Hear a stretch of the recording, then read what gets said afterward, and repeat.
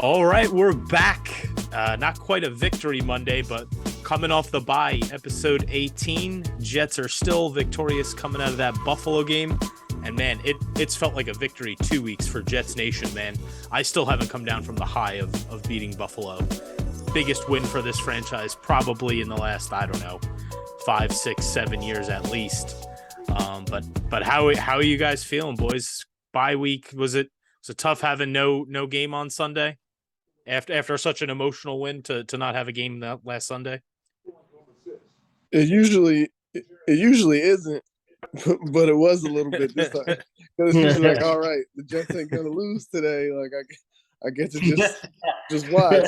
But this time it was like, I don't know, whoever they're gonna play, they probably have a chance. So I still wear my jersey. And I went and watched it. I actually watched it with one of our friends, Dan and Kenny. Oh yeah. The fantasy, so we're watching the Giants game. Obviously, the Eagles didn't play till Monday, Right. but I was like, I'm wearing my Jet stuff. Yeah, man. I'm usually kind of with you. I'm like, oh, it's a relief when they don't play. Like, I don't have to worry about shit today. And it was a little bit of that, but just not like I'm nervous now for the games. Like before, where I'm just like, oh, they're on, whatever. They're probably not going to win. Now I'm like, I'm nervous for every game. Like when every game kicks off, I expect to win, but I'm nervous if they don't win. I'm going to be pissed the fuck off. Mm-hmm. So it was nice for them to not play and not have to be anxious all day. But I did enjoy watching like Buffalo and seeing what they were. What? Yeah, that game was crazy. That was a crazy sketch. And so if the Jets weren't going to play and I wasn't going to be on edge all day, I'll take a goddamn Buffalo loss any way I can get it. And that was about the only way we could get it, the way that shit unfolded.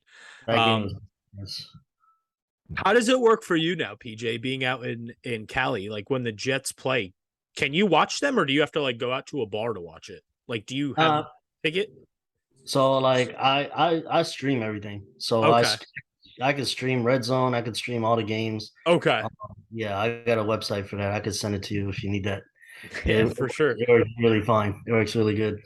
But like how is that sick? Like you wake up, it's like 9:30, 10 o'clock and the game's about to kick off. Yes, yeah, seriously. And there are times where like even the London games, like I'm like, damn, like I'm waking up to like a notification where it's like third quarter and happening, No but way like you waking up for that London game. no way. But I'm saying like, yeah, 10 o'clock in the morning, I got nothing to do on a Sunday. Like it's still early. Like I'm watching it like on my phone because I'm streaming or I'm watching on my laptop, like in bed, like I'm still laying down. Damn, so each week is like a London week. Right. I was just gonna say every week's like a London game for PJ. Yeah. I mean, the games start real early, but they also end early. You know what I mean? Right. Like the night game, the late game for us ends at like 11 or 12. That shit only ends at like 8 o'clock for you. Yeah, it does. Oh man, I never thought about it that way. That's sick. When then like you could stop watching football at 8 o'clock and still have all of Sunday night. Well, it's going to be, I think, a good Sunday for you coming up this week, but we'll get to that. It's going to be revenge week here with New England, but just how are you guys feeling about the team coming out of the bye? Obviously, they have some momentum, and you almost hate for the bye week to come up after that Buffalo win. They're riding an emotional high. They're playing with a lot of momentum, and then you kind of take a break for a week. I don't really foresee it hurting them, but I'd prefer that if they would have kept playing. But just as a whole, we've talked about this a few times now. I'll start with you, Dennis. But do you feel like this shit's for real? Like we're 6-3, we could leave this Sunday potentially in first place. There's an outside chance we could leave this Sunday as the number 1 seed in the fucking AFC. But there's also a chance when we could leave Sunday in last place in the division if we lose the game. So it just shows you how tight the division is. But just knowing that we can go into this, it's the week before Thanksgiving. We're 3 games over 500, and we pretty much control our own destiny to potentially having a home playoff game if we win the games that we should win. Just does it feel real to you, or are you still kind of waiting for the other shoe to drop? Like this is not legit. I thought after that New England game it was going to be that point where the shoe drops, but it didn't, and I think it's kind of for real now, especially because the defense is legit. Like you can't. There's no ifs, ands, or buts around it. It's a legit as defense. The offense, you know, it has its quirks. It has its times where they do things, especially like the second half, fourth quarter. Like it's amazing. Yeah, it is Where right. it just comes from. Yeah. But I pretty much think it's for real. And just kind of backtracking to what you said before, I kind of like having the bye week after that Buffalo because okay, we don't have there's no game to go into like to be too high on. That's true. Like you can get caught like being too high on that win, and then somebody kind of pulling the rug up under you. But I think it's good to have that little off week and I just go and prepare for a whole 2 weeks. Yeah, that's fair. I agree with you. I think the way the defense is playing right now, I think that's what keeps them in these games, and it's what makes me feel like they could beat just about every team in the league because of that defense. I think it's an elite top tier. They're not the best. I don't know if they are, but they're a top 2, top 3 unit. And the way that the corners are playing and the pass rush is playing, that's how they beat Buffalo, man. They were able to shut down the perimeter and they got to Josh Allen and that ultimately was a difference in that game. But how about you, PJ? Where are you feeling? Where's your head at? Where's your heart at? Coming out of this bye, just where this team's at. Is this shit for real? Are you still waiting for the other shoe to drop, or you like have legitimate expectations that like we can do the goddamn thing? Man, I told y'all, man, like y'all know I was on the sauce train when we drafted him. So You are, like man. I didn't recorded myself like when we drafted him. I was going bananas. I was going nuts, but I don't have it because it was on Instagram. It didn't save, but yeah, I thought they were for real when when it was the NFL draft, man. That's when I thought it was for real. Like it's just like this is gonna be a good season because Salah's got them on board. Like I've been watching One Jets Drive. I've been watching all these videos, like everything internally. The one thing I liked was when like he was talking about that wall, where it's like they're gonna write the season on this wall. Mm-hmm. Just like it's just like yeah, like if that's something you're gonna do this season, I'm sure everybody in that room doesn't want to have this wall where it's just like L. And these guys just hold each other accountable each like week in and week out. And it's just like, that wall is 6-3. That wall has a lot of good shit that's written on it, and it's gonna continue to be good written down. So yeah, I've been for real. I've been on board since week one. You've been super positive. I mean, I think it's just like the internal Jet fan in you that you're like, even when you want to feel good, you won't let yourself feel good because it's like the old saying, like, expect nothing and you'll never be disappointed. And that's kind of the way I always approach every season going in is like, oh man, I'm kind of excited, but like, I probably shouldn't let myself get excited because when they lose, and it kind of happened, like you said, Dennis, like I was at that New England game and I left at the end of the third quarter. I walked out of my seats. I didn't even stay for the fourth quarter. And I was like inconsolable for the next like 24 hours. Like nobody could fucking talk to me. I didn't want to talk because it was such a letdown. That was a must win because I knew looking ahead. And that's kind of the mistake too that we have is like looking ahead. Like I think I've like reeled myself back in a little bit as a fan to where like I need to just take this shit week to week. Like, don't worry about next week. Don't worry about the Vikings in 3 weeks. Don't worry about the Bear. Like, worry about the game here because I think we all looked ahead after they lost to New England. And they're like, oh, we're fucked now because now we play Buffalo. They're gonna fucking smoke us. Yeah. And now we're gonna go to fucking 5-4, and the whole novelty of this season is over. Never expecting them to come out and play the way that they did against Buffalo. So I think that was like the wake up call as a fan. Like, don't ever count this fucking team out. Like with that, it's because of that defense. You can't ever count this team out. And I think I'm gonna approach the rest of this season that way. Is I'm gonna go each week. I don't know what's gonna happen, but I know the defense is gonna play well, and they're gonna give them a chance to win. And I think that's all you could hope for moving forward. Yeah, man. Like when you guys like asking me like, in the previous games, like if I think they're gonna win in this game, or I think they're gonna win this game, lose this game, whatever. I always said win. I was like, they're gonna win. They're gonna beat. They're gonna. This is another dub. This is another dub. This is another dub. And I'm just gonna continue that. I'm looking at the schedule right now. Like, yeah, like they could compete with every single one of these teams. They could lose to these teams.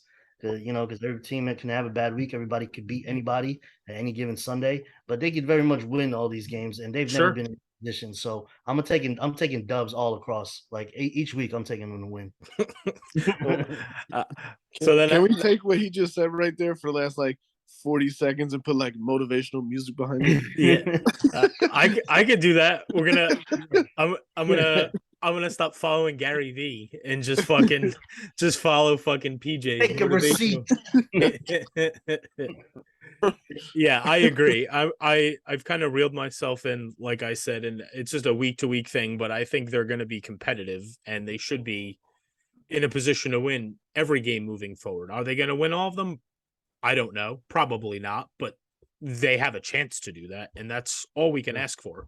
I think when this season started, I mean, go all the way back to September 11th, week 1. Like if somebody told you the week before Christmas, Jesus Christ, Thanksgiving, they'd be playing for a chance to be in first place and be 3 games over 500. You tell people they were on drugs. Like I wouldn't have thought that was a legitimate thing.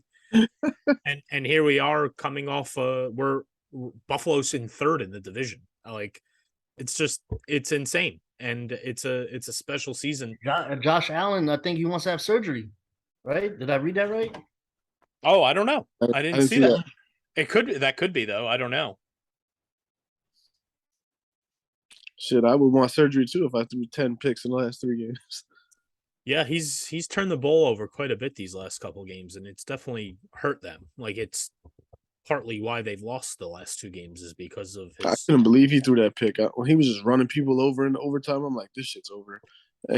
Yeah, we were all texting in the chat. We were like, "Oh shit!" And then hold on, there's 35 seconds left. We were like, "Oh wait, Buffalo's still gonna get the ball back." And then you're like, "Here we go." It was like 2 passes. They were already in field goal range. Yeah. And that one wasn't even a catch. What has Dennis? What's impressed you most about this team so far, going into what is this now, week 11? Like what if you could pinpoint just one aspect? It doesn't have to be a player, but just maybe a trait of this team, or it could be an individual player, or just what aspect of this team's been the most impressive to you that maybe you weren't expecting going into the year? It's definitely the defense, but I'm trying to pinpoint one little area. It's between the pass defense and the pass rush. I would say if I'm going to say the pass rush, I'm going to say it's because they don't blitz ever. They get to the quarterback with 4 people. Like it's insane. That's true. They very, very. It's like I want to compare it to the Rex Ryan defenses, but it's a totally different thing. Like they don't blitz anybody, right? And there's more people to play defense. That's what kind of benefits the secondary as well, right? But as well, secondary helps benefit the line because they cover really well, so they give them time. That's a good point. They're able to get to the quarterback, like you said, organically. They don't have to blitz. So when you have to send as many people, you could keep those people back. Yeah. So if you don't get to the quarterback, you're good in coverage. And you have shut down corners too. Like if you got shut down corners, like it's make more time for the defense to get there. And one person that like is really like good, he hits the shit out of people. Quincy Williams. Oh, yeah, I thought you were going to say Quan Alexander too. Well, oh yeah, him too. Yeah, I thought you were going to say Quan. 2 years with Quincy Williams, like he is. Quincy, Quincy with that. Oh, yeah. You know what's crazy is like Quincy Williams was on Jacksonville, like bum ass Jacksonville, and they're just like, nah, we don't want you. Like, yeah, that's what I'm saying. Like just dumped him for nothing, and we signed him like the week before the season started for nothing, and he's fucking great. Like he's a starting caliber. Not quite. I don't think he's like a Pro Bowl guy, but he's like an above average starting linebacker in the NFL. And this team's got talent, man, all across. Like we could go everywhere. Like Michael Clemens has been playing well. He's a beast. Like Bryce Huff had that. Josh Huff. Who the hell's Josh Huff? Is he a baseball player? Bryce Huff. Who the hell's Josh Huff? I have no idea who Josh Huff is. I don't know who Josh Huff is either. Like I know NASCAR racer. He wasn't that first baseman on the Orioles or something? Oh, you're thinking of Aubrey Huff. Aubrey Huff. Damn. Who the hell's Josh? I gotta look that up. Yeah, I don't know who. Let me know if you find out who Josh Huff is. I have no fucking clue.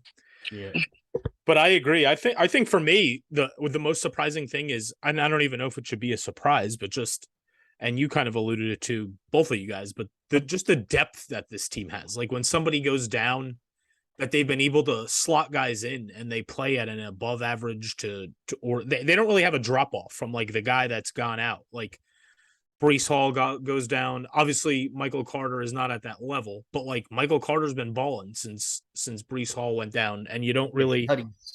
You're still able to operate in the backfield. And James Robinson, he had a nice game against Buffalo. They're slowly working him in. I think that's going to end up being a huge tandem coming here down the stretch with those two. But I think the offensive line, like you lose Vera Tucker, you lose Becton, you lose Fant, you lose Max Mitchell, and they just haven't skipped a beat. Joe Douglas has done a really good job of. He brought in Dwayne Brown. Obviously, he missed some time, but he's been really strong. They brought that guy, Herberg or whatever. They got him off the scrap heap. He's playing really well. He's playing really well, and now you've kind of weathered that storm. And now this week, Max Mitchell's back. And you're hoping George Fant's a week or two away from being back, and then you just have so much depth now on the line. But you just look across the roster, guys that have been able to fit in, like you said, DJ Quan Alexander. Like they signed that dude for like $1 million, like 2 weeks into training camp, and like ball it. Just signings like that all across the board are just paying dividends. LaMarcus Joyner, he feels like he gets an interception every week. Michael Carter the second in the secondary. I was good about LaMarcus Joyner. Besides when he picks the ball off, you really don't hear his name. I feel like that's a good thing for a safety at times. It means they're not throwing over there. I think I didn't think Whitehead played very well the first 4 or 5 weeks, but I feel like for the last 5 weeks, like the entire secondary has been really, really good. Joyner, Whitehead, Carter, the DJ, 2 corners, Reed.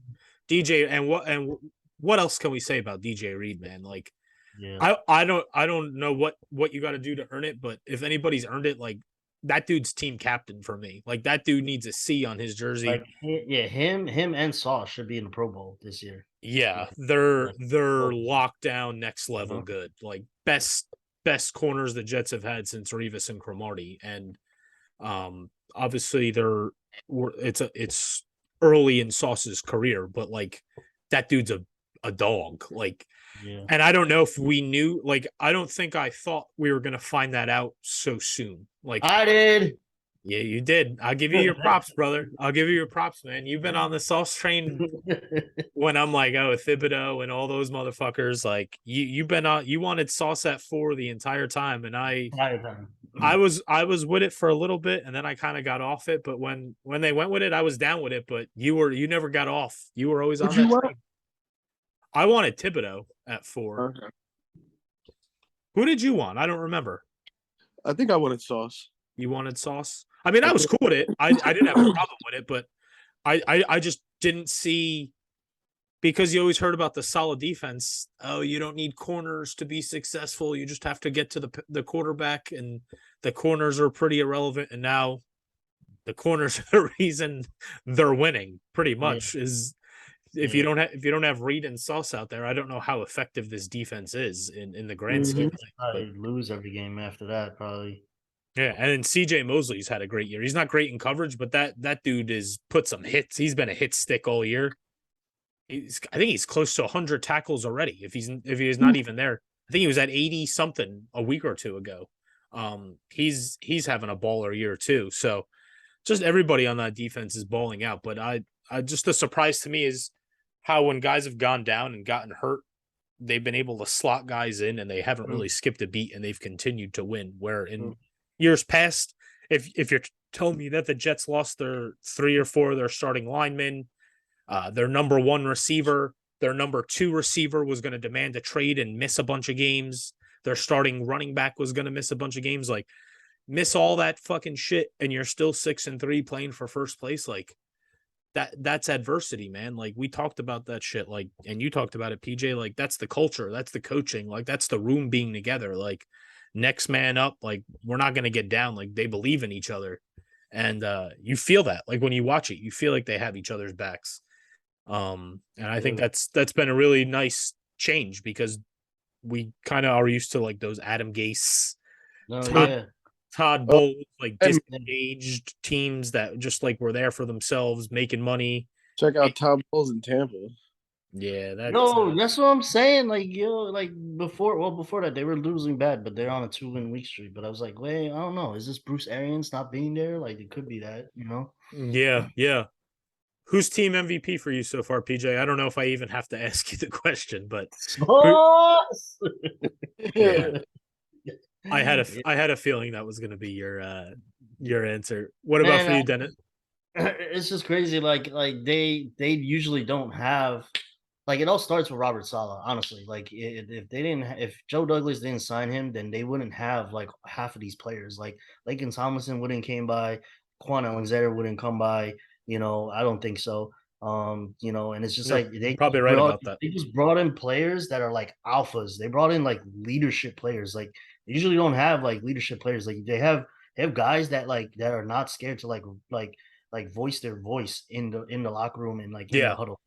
Juan will say something, CJ will say something, DJ will say something, Sauce will say something as a rookie. You know what I Hmm. mean? Like all these guys will say something, and it's just like when you have like all these guys that are like leadership material, you see it on the field, like it's happening. It's Yeah. pretty crazy. And that's something they've been lacking forever. It felt like that locker room was voiceless for the Yeah. last 3 or 4 years. Like, who's the guy that's going to like rally the troops and step up and just kind of make, like you said, make their voice heard? And when things aren't going right, who's going to be that steady veteran to like just mellow the mood, and just kind of keep everybody level headed and not get down too high or too low.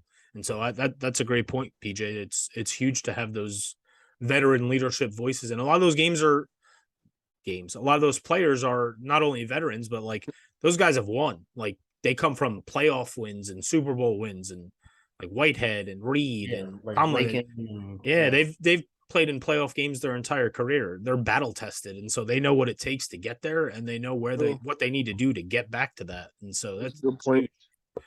How about you, Dennis? Who's your team MVP so far? If you would have asked me this 2 weeks ago, let's say 2 weeks ago, I probably would have said Brees Hall. Mm-hmm. Yeah. But Yeah. the injury and whatnot, I'm gonna transition that to Quinnen Williams. I knew you were gonna say Q, bro. I knew Killing it. So dominant over there. Like I mean, I could pick one of the corners, but I gotta go with Quinnen Williams. He's fucking on fire there. Killing it right now. He dominates the interior lineman. Insane. Yeah, Also, I agree. Josh Huff is a wide receiver on the Eagles. I don't know who that is. It must have been some right now today. I think so. I looked it up. I didn't want to go back and look at it, but I looked it up before. Yeah, I'd never heard of him. So if he's on the Eagles, he's not playing and he's not good. I remember the name, but yeah, back to Quinnen Williams. He's the man. Mm-hmm.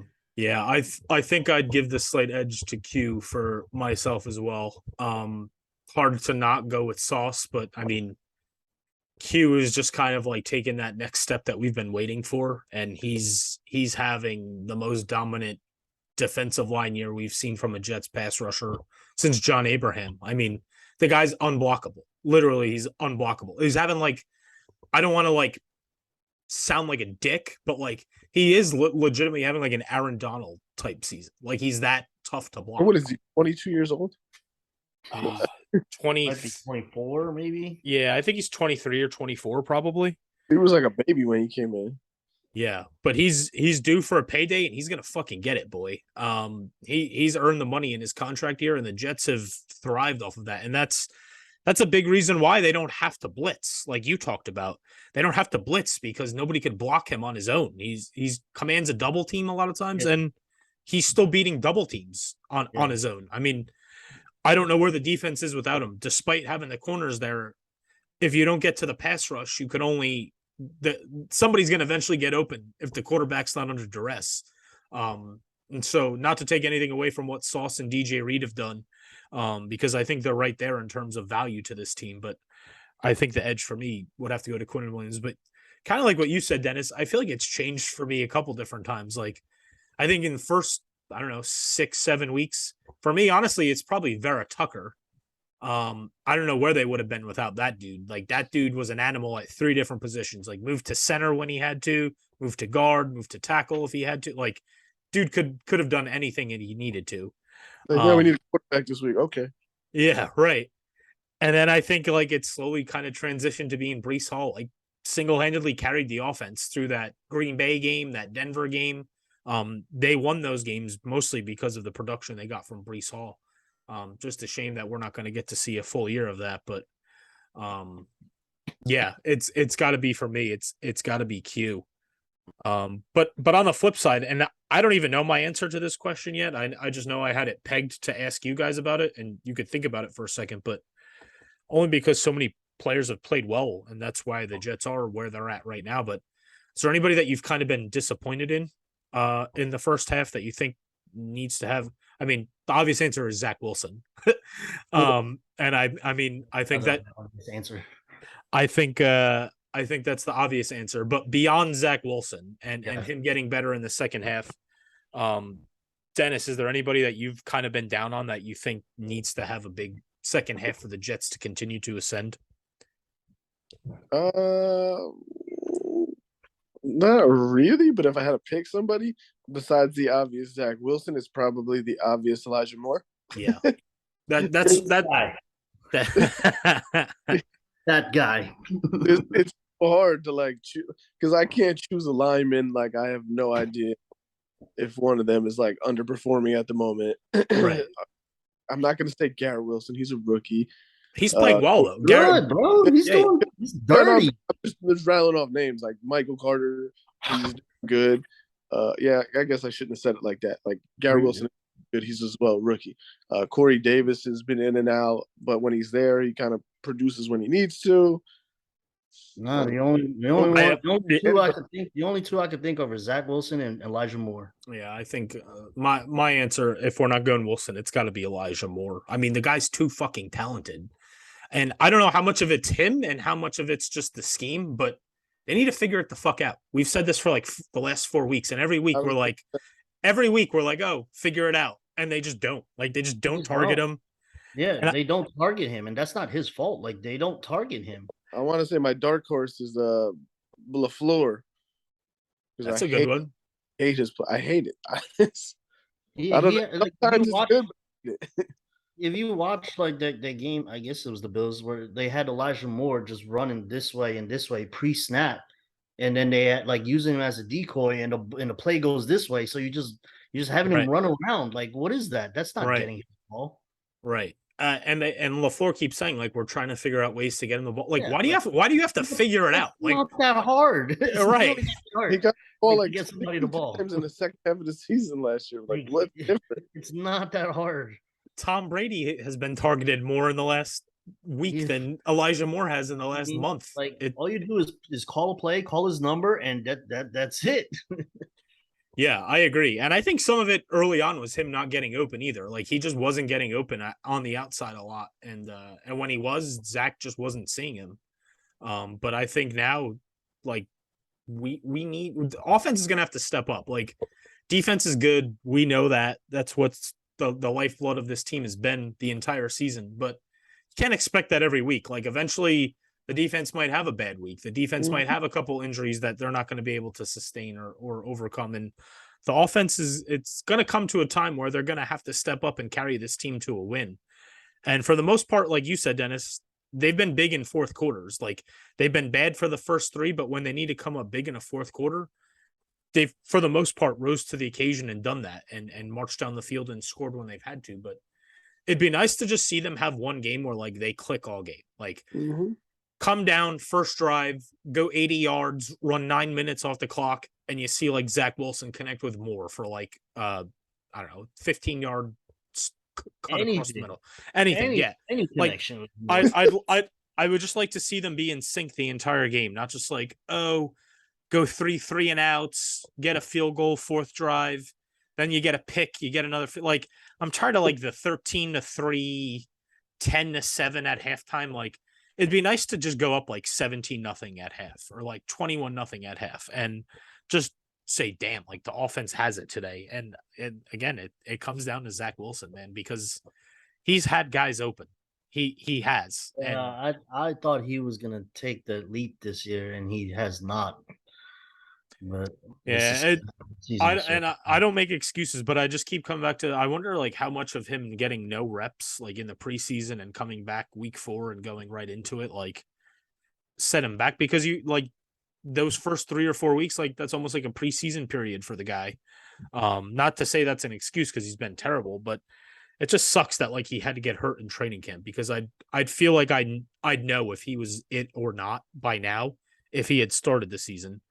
And who knows where the Jets would be if he had started the season. Like Flacco pulled some shit out of his ass in those 2 wins that they got without Zach Wilson. So who knows if Zach Wilson pulls those games out if he starts them. But it's just a shame that he was on the shelf to start because the Jets really need to find out. Like, is he the guy or is he not the guy? Because if he's not the guy, he's going to hold them back from being a really special team. Like, I think this team is on the way there and it's built on that defense, but they have too much talent on the offense to not have the offense click on a regular basis. And if the quarterback's going to hold them back, I don't know how long you could like, how long is that leash? And I'm not talking this year, but like say the Jets go, I don't know, 10-7, they make the playoffs, they lose in the first round, and Wilson just keeps playing the way he is right now. Like, great for Aaron Rodgers.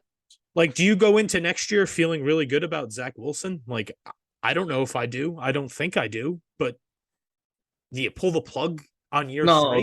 No, you don't pull the plug. You know, there's a lot of quarterbacks that get more leashes than he does. Derek Carr. I mean, there's a lot, but like you don't pull the plug. You know, you just but look at Derek Carr. If the Raiders had a good quarterback, who knows what that team? I mean, their defense is fucking terrible too. But it's something they have to figure out. It's not something we're gonna decide, but I don't know. It's just an interesting thing to think about. Like, if you have this ready-made to win team where you have 3 or 4 stud receivers, you're gonna have Breece Hall back next year with 2 other good running backs. You have a top 2 or 3 defense, and literally all you're missing is the quarterback play. How long can you keep going with mediocre quarterback play and let it hold you back? I feel like if he didn't have the talent, because he does have talent, right? He's got the arm talent and he's got the legs and everything. I feel like if he was more like a Mac Jones, Jimmy Garoppolo type, then yeah, I could see that. But like just because he still has like untapped potential, I just feel like it would be foolish to give up on him too early. Even if you got to roll with them again. Right. I mean, it was a winning season, you know. Right. It was a winning season. So. Right. I agree with you, and I think that's kind of like the curse that comes with a winning season because I don't think the Jets expected to be this good this year. They thought this was just a figure it out year. Let's see what we have. Next year would be the year that hopefully I think the Jets thought they would be this next year. I don't think they expected the timeline to accelerate as quickly as it did. And now that it did, you might have to make decisions faster than you did or thought you would have to. So it's going to be really interesting moving forward to see how that plays out. But it's just before we wrap here, it's fucking revenge week going up to New England. They got what's coming to them. I know they want to pay it back. The Jets are fucking pissed at the way that game played out at the Meadowlands 2 weeks ago. I'm scared. Like, I'm nervous about this game.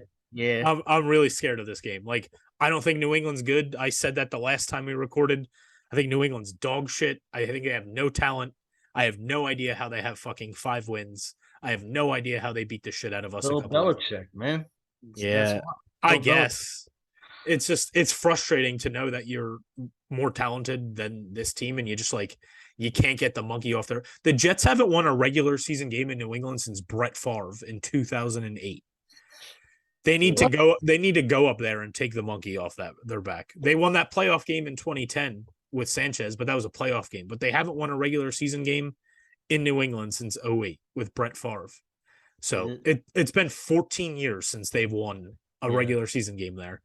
I don't know. Like Bill Belichick, like when he plays against the Jets, I don't know. He sees like it's different. Like he made Sam Darnold see ghosts. Like it looks like it's Zach Wilson's kryptonite. Like he just does things where like the Jets quarterbacks don't do well against the Patriots. Yeah, I agree. And for me, I think the scariest part isn't I'm not worried about their offense. I'm not worried about Mac Jones. I'm not worried about any of those guys. I mean, they are what they are. But for me, it's New England's defense is really good. Like, I don't think people realize how good. Like, I think I read today. You said they were dog shit with no talent. Now you're saying they are. No, they don't have talented players, but the defense is good. They play well. But they don't have a lot of playmakers. They don't have stud corners on the out. They have Jack Jones. They have Judon. I mean, Judon's a fucking megazord. Judon's good. Jack Jones is a good corner. But they're number 2 in the league since like week 4, tied with the Jets for total defense. So the Jets and New England have been the best, pretty much 2 defenses in the league since the first couple of weeks of the season, and that's same thing. That's what's going to keep New England around is their defense. So it's going to be a battle of, I think it's going to be a low scoring game. I think it's going to be a battle of attrition and who's going to make the mistake. We had that pick 6 on Mac Jones that got called back 2 weeks ago, and that kind of felt like that swung the momentum of that game going in a half. But I think it's going to come down to which second year quarterback makes the least amount of mistakes, because they're both prone to making them. Zach Wilson makes a bunch of mistakes. Mac Jones makes a bunch of mistakes. Who's going to make the least amount of mistakes and who's going to get the big turnover? I think that's what it's going to come down to. Mac Jones? What if it's Bailey Zappi? It could be. It could be both. Could be neither. Who knows? Who knows? You never know with Bill Belichick. I don't know, man. I kicked myself in the ass after last time, but do you guys have a prediction you want to throw out there for this Sunday? I don't even know what I'm thinking, honestly. I'm ready. Good. The Jets 24, New England 13. Okay. You have to think about that. I don't know, man. I do. You told us you're throwing up fucking dubs. It's a dub. You're gonna get a dub, but I don't know. There's the Patriots are the kryptonite, but yeah, like give me the Jets to win. I don't have a score prediction though. Yeah, I don't. Same. I think the Jets are gonna fucking finally win there. MVP of the game. For me, I think they feel the moment. Like, I think they know how big this game is. I think they're going to be Bill Belichick coming off a bye at home. You know what I mean? Like, it's tough. But like, if you want to be a division-winning team, like you want to be a number 1 seed or number 2, you want to host a playoff game or even make the fucking playoff. Like, you lose the game, you're in last place. You win the game, you're in first place. Like, it doesn't get any bigger than that. You go to fucking would be 3-1 in the division if they win. And with Buffalo already having lost 2 division games with a bunch more still ahead of them, like every game from here on out is important, but division games, man, they're so important at this stage, especially when first place and last place is going to be separated by 1 game. They're all so goddamn important. Yeah, Dolphins good right now. Like Tua is playing really, really well. Yeah, man. Tua is like playing on some MVP level shit. I don't know where that came from, but he's playing well, and I'll give it to him. And the Dolphins are playing well. That game could end up being huge. That's the last game of the year for us in Miami, so that could be a monster game. But I agree. I think they're going to go up there. I think the defense is eager to pay them back from 3 weeks ago. Not happy the way that unfolded at home, and I think they've been looking forward to this game for a couple weeks now. So I think they're going to go up there. I think they're going to get a dub. I'm sensing something like similar to you, Dennis. I don't know, like a 24-14, 24-17. Like I could see being like a 7 to 10 point game, somewhere in the low 20s, 21, 22, 20, somewhere in that neighborhood. I'll go 23-13 or something like that. But all in all, I think they pull out a win, huge win, and they'll have first place all to themselves come Monday morning, and we'll hope for a Chargers dub over Kansas City. I can't see that happening, but I mean, Washington beat fucking Philadelphia last night, so anything could happen at this point. Anything could happen. All right, boys, be easy. Enjoy the game this Sunday. Hopefully we're talking next week. Talking as a first fucking place team going into that game against Chicago, because then you have some winnable shit coming up with. It's gonna happen. All right, boys, be easy, everybody. Jet the fuck up. Yeah.